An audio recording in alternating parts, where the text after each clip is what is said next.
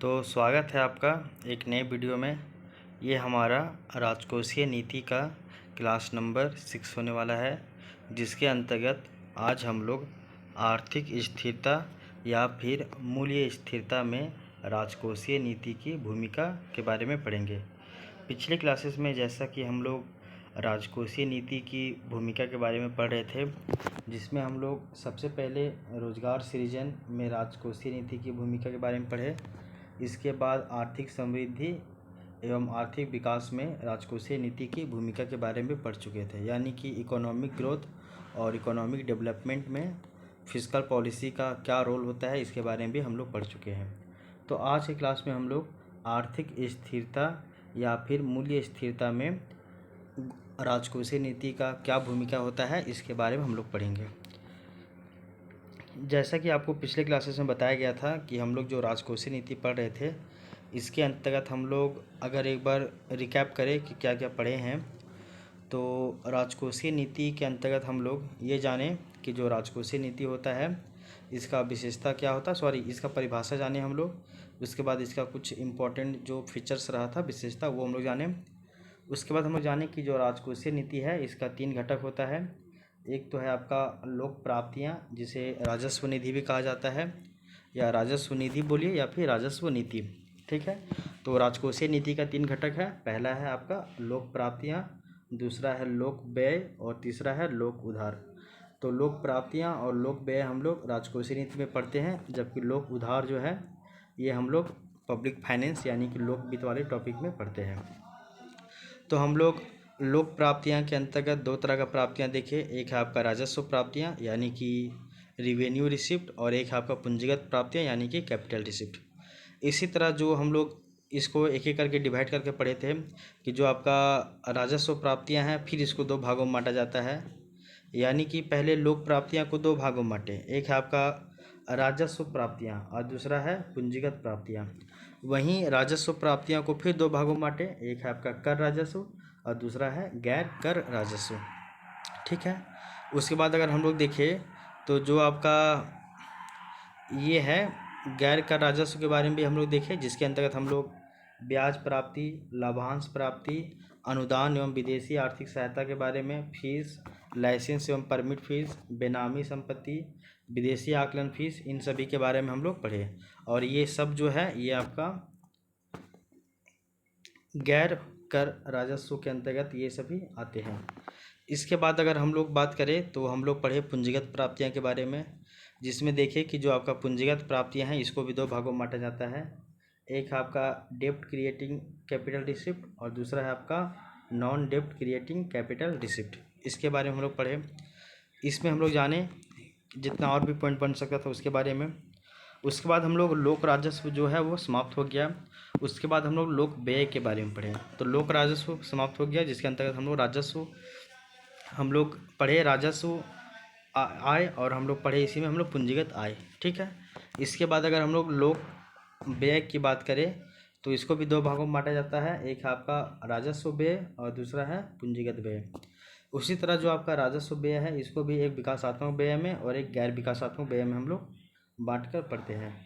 इसके अलावा अगर हम लोग देखें तो जो आपका पूंजीगत व्यय है ये भी 2 प्रकार का है, एक है आपका विकासात्मक पूंजीगत व्यय और एक है आपका गैर विकासात्मक पूंजीगत व्यय। इन दोनों के बारे में हम लोग पढ़ चुके हैं। इसके अलावा देखिए कि जो राजकोषीय नीति है यानी कि फिस्कल पॉलिसी, इसका क्या पर्पस है, इसका क्या उद्देश्य है, इसके बारे में हम लोग पढ़े। इसके बाद जो है हम लोग राजकोषीय नीति की भूमिका के बारे में पढ़ रहे थे, जिसमें हम लोग रोजगार सृजन में जो राजकोषीय नीति की भूमिका है ये हम लोग पढ़ चुके हैं, जबकि आपका आर्थिक समृद्धि एवं आर्थिक विकास में राजकोषीय नीति की जो भूमिका है ये भी हम लोग पढ़ चुके हैं। और आज हम लोग आर्थिक स्थिरता या फिर जो मूल्य स्थिरता होती है, कहने का अर्थ है एग्रीगेट डिमांड जो है वो एग्रीगेट सप्लाई के बराबर में हो जाए, इसके बारे में हम लोग पढ़ते हैं। तो एडी को एस के बराबर में रखने के लिए राजकोषीय नीति का भूमिका कैसे इम्पोर्टेंट है, इसके बारे में हम लोग आज पढ़ेंगे। तो आज की क्लास हम लोग स्टार्ट करते हैं। सबसे पहले आपको पता होना चाहिए कि जो आर्थिक स्थिरता होती है,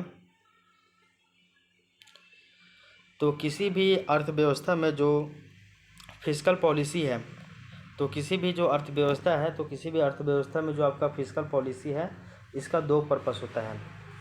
यानी कि राजकोषीय नीति जो है इसका दो पर्पस होता है। वो पर्पस क्या है वो देखिए हम लोग।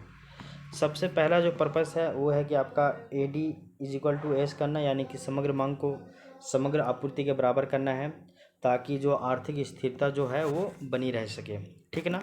और ये कैसे करता है गवर्नमेंट, तो ये जो है वो ट्रेड साइकिल यानी कि व्यापार चक्र के माध्यम से इसको किया जाता है आर्थिक स्थिरता को। इसके बाद अगर हम लोग देखें तो अर्थव्यवस्था में राजकोषीय नीति का एक और पर्पस है जो कि काफ़ी इम्पोर्टेंट है। वो पर्पस है आपका इन्फ्लेशन एंड डिफ्लेशन को कंट्रोल करना। यानी कि इन्फ्लेशन कहने का अर्थ है आपका मुद्रास्फीति और डिफ्लेशन कहने का अर्थ है आपका अपस्फीति। तो मुद्रास्फीति और अपस्फीति दोनों को कंट्रोल करके जो है मूल्य स्थिरता, इसको भी ये सुनिश्चित करने का ये प्रयास करता है, ठीक है। तो ये राजकोषीय नीति का दो इम्पोर्टेंट काम है। तो अभी आपको क्या बताया गया है कि किसी भी अर्थव्यवस्था में राजकोषीय नीति है इसका दो महत्वपूर्ण उद्देश्य होता है, पर्पस होता है। पहला तो समग्र मांग समग्र आपूर्ति के बराबर करना है, और ये कैसे करता है, तो ट्रेड साइकिल के माध्यम से करता है ताकि ये आर्थिक स्थिरता बनी रह सके।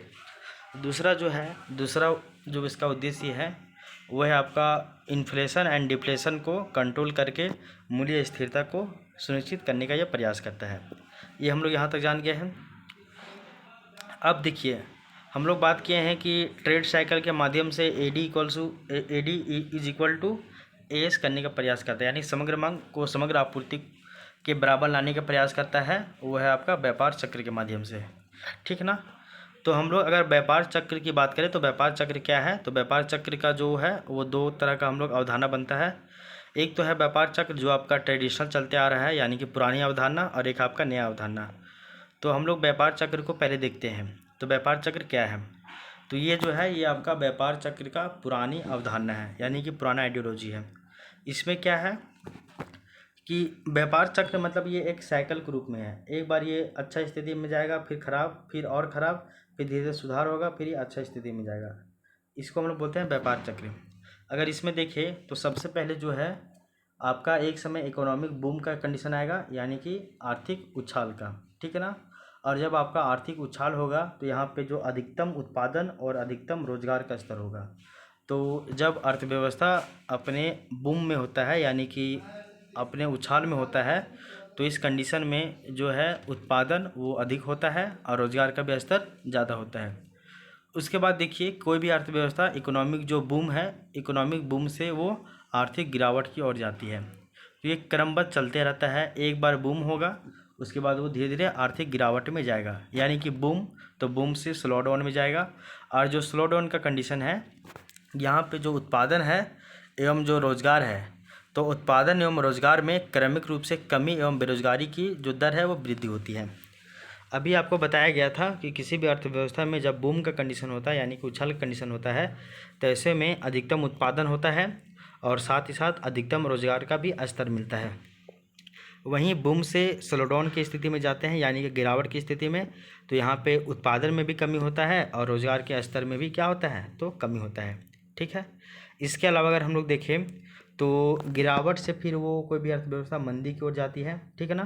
तो मंदी को हम लोग बोलते हैं रिसेशन और महामंदी को हम लोग बोलते हैं डिप्रेशन, ठीक है ना। तो मंदी और महामंदी क्या है ये हम लोग जान गए हैं। तो मंदी का अर्थ है आपका रिसेशन और महामंदी का अर्थ है डिप्रेशन। तो जब कोई भी अर्थव्यवस्था मंदी के दौर में गुजरेगी तो यहाँ पे जो उत्पादन है वो एकदम न्यूनतम पे पहुँच जाएगा, यानी कि बहुत कम हो जाएगा यहाँ पे उत्पादन होगा ही नहीं। और ऐसे में जो अगर आपका बेरोजगारी है, यानी कि अनएम्प्लॉयमेंट, ये आपका अधिकतम यानी कि मैक्सिमम हो जाएगा, ठीक है। तो मंदी और महामंदी के कंडीशन में उत्पादन न्यूनतम होता है जबकि बेरोजगारी अधिकतम होता है। इसके बाद कोई अर्थव्यवस्था जो है वो क्रमिक रूप से मंदी या महामंदी के बाद वो आर्थिक सुधार के दौर से गुजरती है, ठीक है। आर्थिक सुधार कहने का अर्थ है आपका रिकवरी के दौर से गुजरती है। तो रिकवरी जब होता है तो यहाँ पे जो उत्पादन है एवं जो रोजगार है इसके स्तर में धीरे धीरे सुधार होता है, यानी कि थोड़ा सा बेहतर होने का ये होने लगता है धीरे धीरे, ठीक है।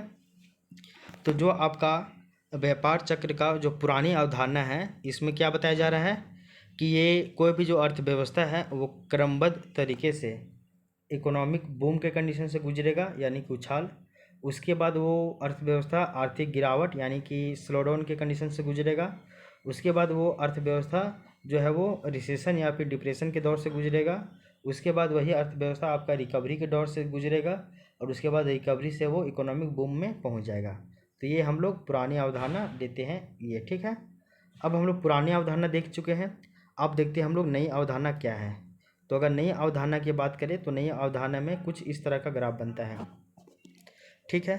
अगर हम लोग इस ग्राफ की बात करें तो इसमें कुछ नई अवधारणा में नया तरीका का ग्राफ बनता है। वो देखिए, ये जो है आपका, ये दिखाया जा रहा है आपका, एक तरफ तो हम लोग लिए हैं समय को बात कर रहे हैं समय, और दूसरी तरफ जो है वो जीडीपी समृद्धि दर की बात कर रहे हैं, यानी कि जीडीपी जो है वो समृद्धि दर यानी कि ग्रोथ रेट की बात कर रहे हैं, ठीक है ना। तो देखिए यहाँ पे एक लाइन खींचा गया है, ठीक है। इस लाइन से देखिएगा कि आपका इसी से डिसाइड होगा कि आप बूम में हैं कि आप स्लो डाउन में स्थिति में हैं। तो देखिए कोई भी जो अर्थव्यवस्था होती है ये धीरे धीरे सुधार होती है, धीरे धीरे ये अपने बूम पे पहुंचती है। तो इस वाले कंडीशन को हम लोग बोलते हैं इकोनॉमिक बूम, यानी कि आपका आर्थिक उछाल वाला कंडीशन। और इकोनॉमिक बूम वाले में ही जो है आपका उत्पादन का अधिकतम स्तर होगा और रोजगार का भी अधिकतम स्तर होगा। उसके बाद कोई अर्थव्यवस्था जो है वो इकोनॉमिक बूम से धीरे धीरे स्लो डाउन होती है, यानी कि गिरावट आती है, ठीक है। गिरावट होने के बाद धीरे धीरे वो नेगेटिव की ओर चली जाती है, यानी कि मंदी की ओर चली जाती है। इसको हम लोग मंदी और महामंदी कहते हैं। यहाँ पे आपका मंदी होगा, ठीक है, और यहाँ पे आपका महामंदी होगा। तो मंदी का अर्थ है आपका रिसेशन और महामंदी का अर्थ है आपका डिप्रेशन। तो मंदी और महामंदी के स्तर पे जब आएगा तो यहाँ पे उत्पादन जो है वो न्यूनतम होगा और जो आपका रोजगार है वो भी न्यूनतम होगा और जो आपका बेरोजगारी है ये आपका अधिकतम हो जाएगा, ठीक है ना। और जब स्लो डाउन की बात करते हैं तो स्लो डाउन में जो आपका है वो धीरे धीरे, मतलब कि जीडीपी ग्रोथ रेट है ये थोड़ा डाउन होता है, यानी कि उछाल की तुलना में थोड़ा कम होता है, और रिसेशन और मंदी की तुलना में ये थोड़ा सा ऊपर होता है, ठीक है। उसके बाद कोई भी अर्थव्यवस्था मंदी से धीरे धीरे ऊपर की ओर जाती है, यानी कि इसको हम लोग बोलते हैं इकोनॉमिक रिकवरी, ठीक है। तो फिर जो आपका इकोनॉमिक रिकवरी होता है इसको हम लोग यहाँ पे जो गुड्स एंड सर्विसेज का जो उत्पादन हो रहा है वो मंदी और महामंदी की तुलना में तो बढ़िया होगा, यानी कि इसका स्तर थोड़ा थोड़ा धीरे धीरे बढ़ रहा है। फिर हम लोग देखेंगे ये धीरे धीरे फिर नेगेटिव से वो पॉजिटिव में जाएगा, फिर इसका स्तर बढ़ते बढ़ते एक समय फिर आएगा वो आपका आर्थिक उछाल का ही दौर आएगा, ठीक है ना। तो अभी तक हम लोग क्या देखे हैं कि जो आपका व्यापार चक्र है इसका हम लोग पुरानी अवधारणा देखें और उससे उसी तरह जो है आपका नई अवधारणा भी है, ठीक है। तो पुरानी अवधारणा में हम लोग तो देख चुके हैं और नई अवधारणा में हम लोग जो बात कर रहे हैं ये वाला जो इलाका है, कहने का अर्थ है आपका स्लो डाउन से लेके आर्थिक उछाल वाला जो एरिया बन रहा है इसको हम लोग बोलते हैं पॉजिटिव आउटपुट गैप, ठीक है ना। तो जो आपका पॉजिटिव आउटपुट गैप है यहाँ पे आपका रोजगार का स्तर भी ज़्यादा होगा, यहाँ पे उत्पादन भी ज़्यादा होगा। वहीं जब आपका अगर हम लोग मंदी से महामंदी वाला ये समय देखें, मंदी से महामंदी वाला ये एरिया देखें, तो यहाँ पे आपका जो उत्पादन होगा ये न्यूनतम होगा, यहाँ पे गुड्स एंड सर्विसेज का जो उत्पादन है वो निम्न हो जाएगा और इसको हम लोग बोलते हैं नेगेटिव आउटपुट गैप, ठीक है। तो पॉजिटिव आउटपुट गैप क्या होता है और नेगेटिव आउटपुट गैप क्या होता है ये हम लोग देख चुके हैं।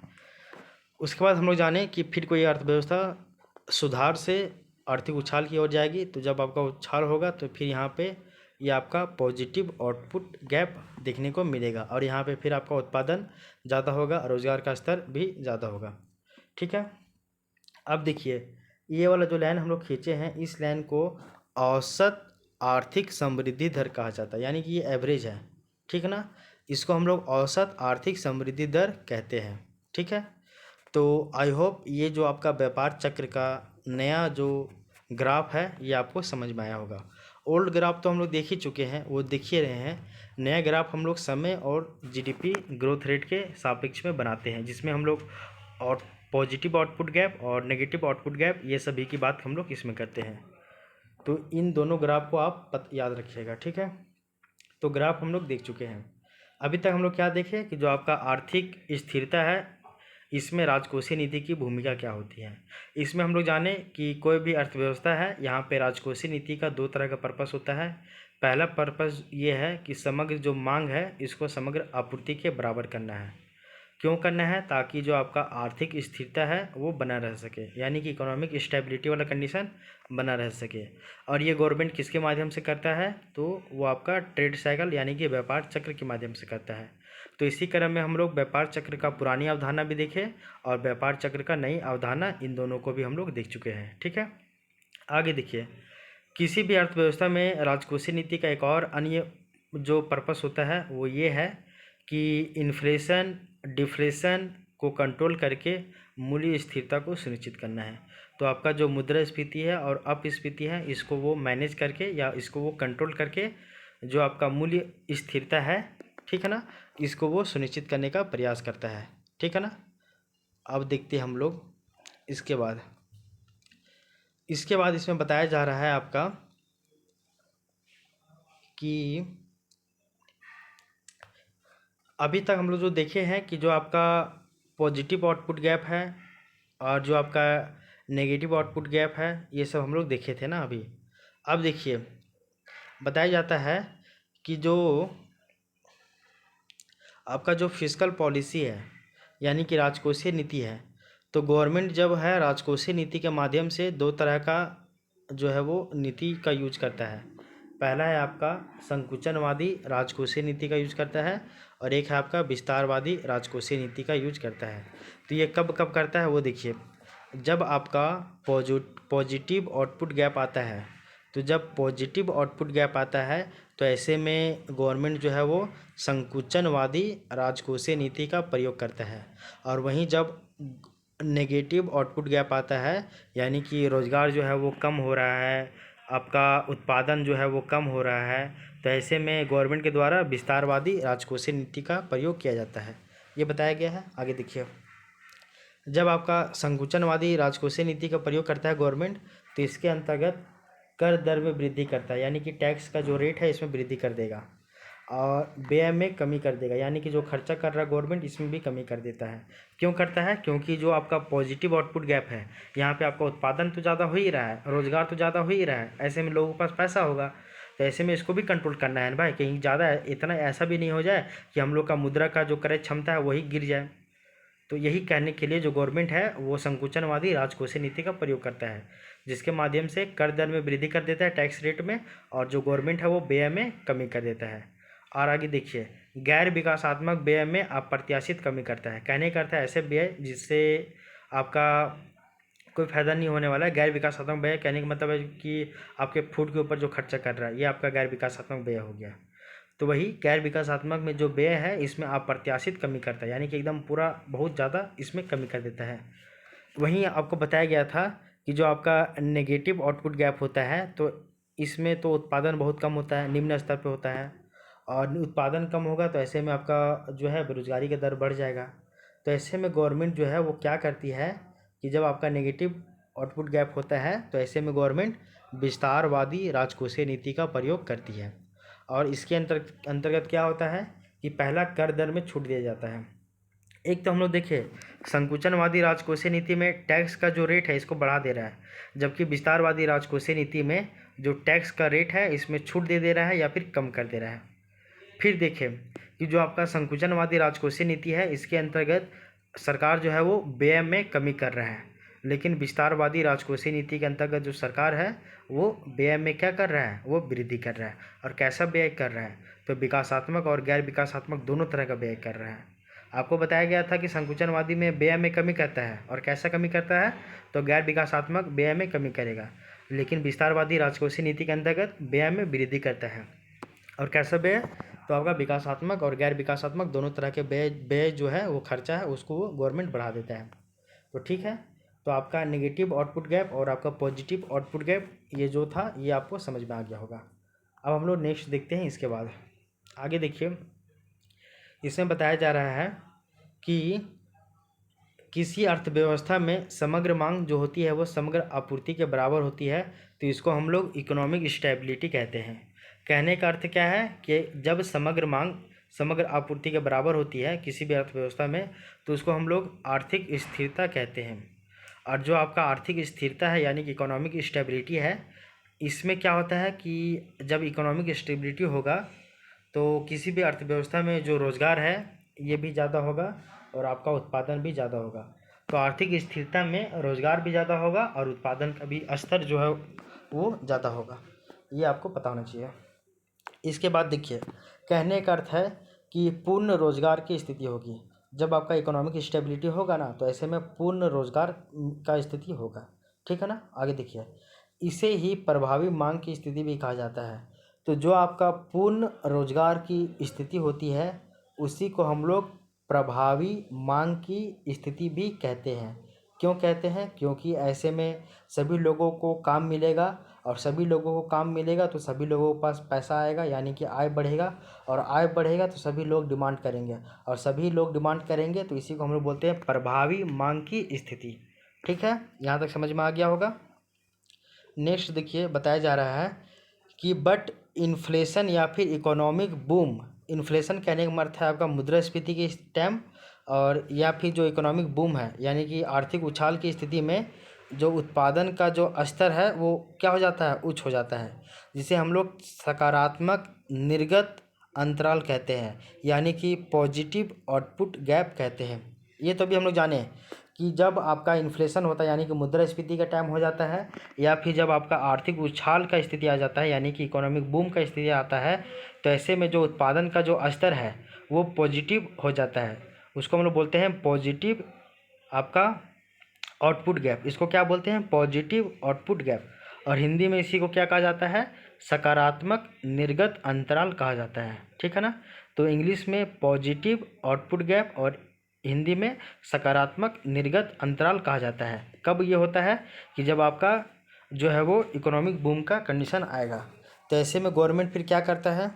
ऐसे में गवर्नमेंट जब आपका बताया है कि जब आपका पॉजिटिव आउटपुट गैप आएगा तो गवर्नमेंट ऐसे में संकुचनवादी राजकोषीय नीति का प्रयोग करेगा, जिसके माध्यम से कर दर में वृद्धि करता है और व्यय में कमी करता है। खास करके जो गैर विकासात्मक व्यय है ऐसे में क्या कर देता है? वो कम कर देता है।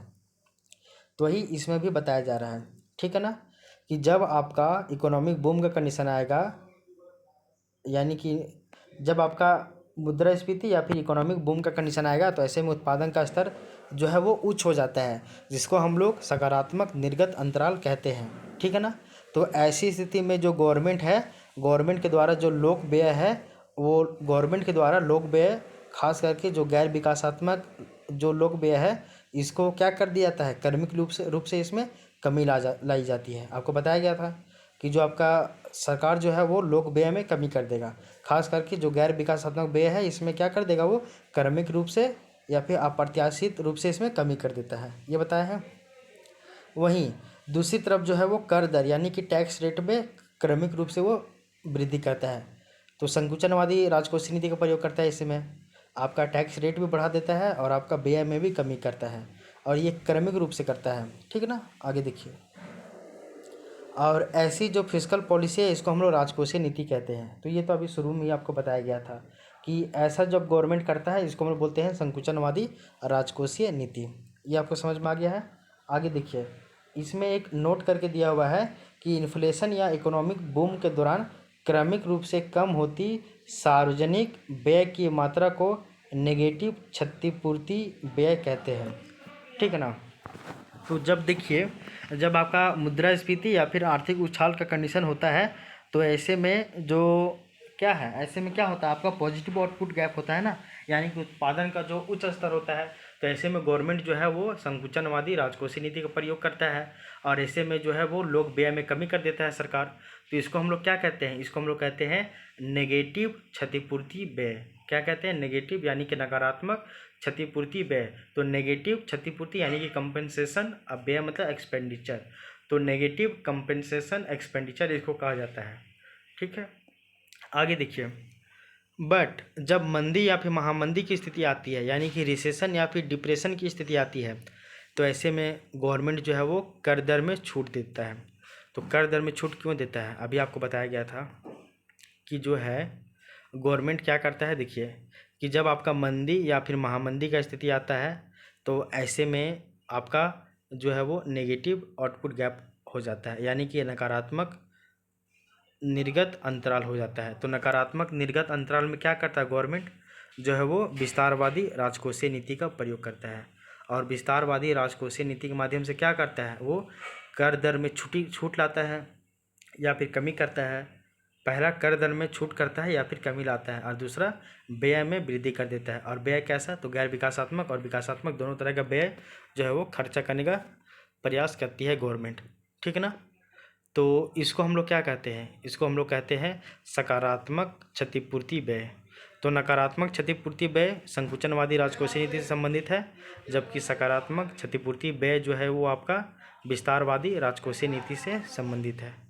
तो आई होप यहाँ तक आपको समझ में आ गया है। तो मंदी या फिर महामंदी की स्थिति में जो है वो उत्पादन का जो स्तर है वो निम्न हो जाता है, जिसको हम लोग नेगेटिव आउटपुट गैप कहते हैं, यानी कि नकारात्मक निर्गत अंतराल कहते हैं। ऐसे में गवर्नमेंट के द्वारा विस्तारवादी राजकोषीय नीति का प्रयोग किया जाता है, और इसके माध्यम से गवर्नमेंट जो है वो कर दर में छूट प्रदान करता है, और साथ ही साथ जो आपका सार्वजनिक व्यय की जो मात्रा है इसमें वृद्धि किया जाता है। और इसमें आपका विकासात्मक व्यय और ये आपका गैर विकासात्मक व्यय, ये दोनों प्रकार के व्यय में वृद्धि किया जाता है। और मंदी काल में जो बदली सार्वजनिक व्यय है, तो मंदी काल में सार्वजनिक जो व्यय है ये तो बदल गया है ना, क्यों, इसमें गवर्नमेंट ज़्यादा अब खर्चा करने लगी ना, तो इसको हम लोग सकारात्मक क्षतिपूर्ति व्यय कहते हैं, यानी कि पॉजिटिव कंपेंसेशन एक्सपेंडिचर कहते हैं। समझ में आ गया है। आगे देखिए, जो आपका सकारात्मक क्षतिपूर्ति व्यय है इसका एक ही पर्पस है, वो पर्पस क्या है कि उत्पादन एवं उपभोग प्रक्रिया की गतिशीलता को वृद्धि करना है। तो उत्पादन का जो प्रोसेस है और साथ ही साथ जो उपभोग का जो प्रक्रिया है यानी कि प्रोसेस है, इन दोनों को गति में वृद्धि करना है। ये पॉजिटिव कंपनसेशन एक्सपेंडिचर जो है सकारात्मक क्षतिपूर्ति व्यय है, इसका ये पर्पस है कि जो आपका सकारात्मक क्षतिपूर्ति व्यय है इसका एक ही पर्पस है कि जो आपका उत्पादन है इसमें वृद्धि करना है, जो आपका उपभोग है इसमें वृद्धि करना है।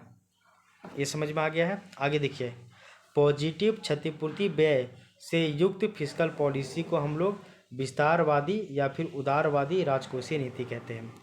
तो ये हम लोग समझ गए हैं। क्या समझे हम लोग, कहने का अर्थ है कि जो आपका सकारात्मक क्षतिपूर्ति व्यय है ये आपका विस्तारवादी या फिर उदारवादी राजकोषीय नीति से संबंधित है। और ये कब होता है, जब आपका नेगेटिव आपका आउटपुट गैप होता है, यानी कि नकारात्मक निर्गत अंतराल होता है तब। जो आपका उसी तरह जो आपका नेगेटिव क्षतिपूर्ति व्यय जो है ये आपका संकुचनवादी राजकोषीय नीति से संबंधित है। और ये कब होता है, जब आपका पॉजिटिव आउटपुट गैप होता है तब। तो समझ में आ गया आपको। तो ओवरऑल अगर कहने का अर्थ है कि जो सरकार है वो समय समय पे विस्तारवादी राजकोषीय नीति का प्रयोग करती है, तो कभी संकुचनवादी राजकोषीय नीति का प्रयोग करती है। और ये समय समय पे इन दोनों नीतियों का प्रयोग करके वो क्या करना चाहती है, तो जो आपका आर्थिक स्थिरता है इसको बनाए रखने का प्रयास करती है, ठीक है ना। तो आर्थिक स्थिरता को बनाए रखने के लिए गवर्नमेंट के द्वारा समय समय पे विस्तारवादी राजकोषीय नीति का प्रयोग, तो कभी संकुचनवादी राजकोषीय नीति का प्रयोग किया जाता है। और इसका एक ही पर्पस है कि आर्थिक स्थिरता को बनाए रखना, यानी कि समग्र मांग को समग्र आपूर्ति के बराबर बनाए रखना, यानी कि AD = S, जिसको हम लोग एग्रीगेट डिमांड = एग्रीगेट सप्लाई कहते हैं।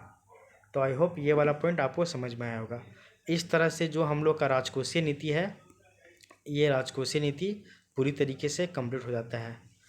अब हम लोग नेक्स्ट क्लास में हम लोग एक नए टॉपिक की ओर जाएंगे और नए टॉपिक को समझने का प्रयास करेंगे। तो आई होप ये आपको आज का क्लास समझ में आया होगा। आज के क्लास में हम लोग आर्थिक स्थिरता में यानी कि इकोनॉमिक स्टेबिलिटी में राजकोषीय नीति की भूमिका के बारे में पढ़े हैं, जो कि हम लोग जाने। इसी में हम लोग व्यापार चक्र का पुरानी अवधारणा और व्यापार चक्र का जो नई अवधारणा है इसके बारे में भी हम लोग पढ़े। और हम लोग देखें कि आर्थिक स्थिरता को कंट्रोल करने के लिए जो है गवर्नमेंट राजकोषीय नीति के माध्यम से किसका यूज करता है। तो कहीं हम लोग देखें संकुचनवादी राजकोषीय नीति का प्रयोग करता है, तो कहीं विस्तारवादी राजकोषीय नीति का प्रयोग करता है। तो ये पॉइंट हम लोग समझ चुके हैं। तो आई होप ये क्लास आपको पसंद आया होगा।